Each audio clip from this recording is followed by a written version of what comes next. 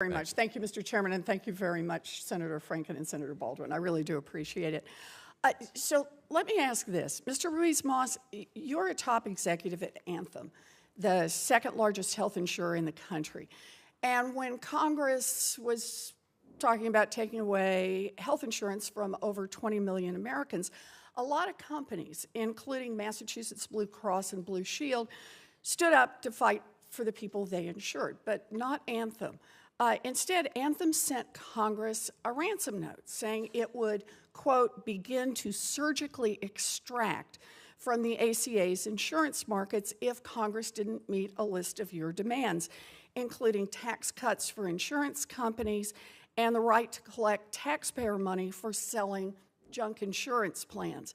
And to show you meant business, you pulled out of insurance markets then in Ohio, Indiana, and Wisconsin, and endorsed the Republican bill to repeal health care coverage for millions of Americans. Now, when that bill failed, Anthem pulled out of more markets, claiming you just can't make it work. So I just have a couple of questions about that. Mr. Ruiz-Moss, how much profit did Anthem make in the second quarter of this year? I'm not familiar with the profit number for the second quarter. It's a public document. So Yeah, it is. It's $855 million in just 3 months, just a little bit shy of $1 billion in profits. Now, you attack the ACA, but do you know how much of Anthem's total revenue comes from government health care programs, including Medicare and Medicaid? I do not know that offhand. How about half? Does that sound about right to you?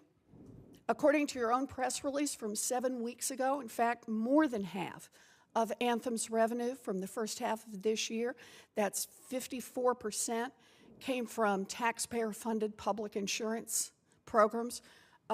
You rake in money on Medicare Advantage plans. You rake in money on Medicare Part D prescription drug plans.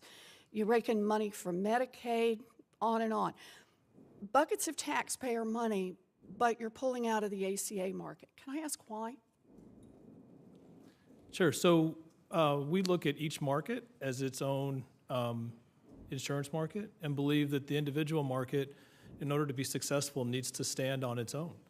And in fact, if we want to attract competition, if we want to bring in other carriers, there will need to be an independent, stable individual health insurance market. And so when we made our decision, looking across all of our 14 states, and our CEO had mentioned we're looking at this surgically, what that meant to me was I want to know by area within a state and by state where we can make a go of it, because any place we can find stability, our inclination is to participate. So I just want to make sure I'm following this.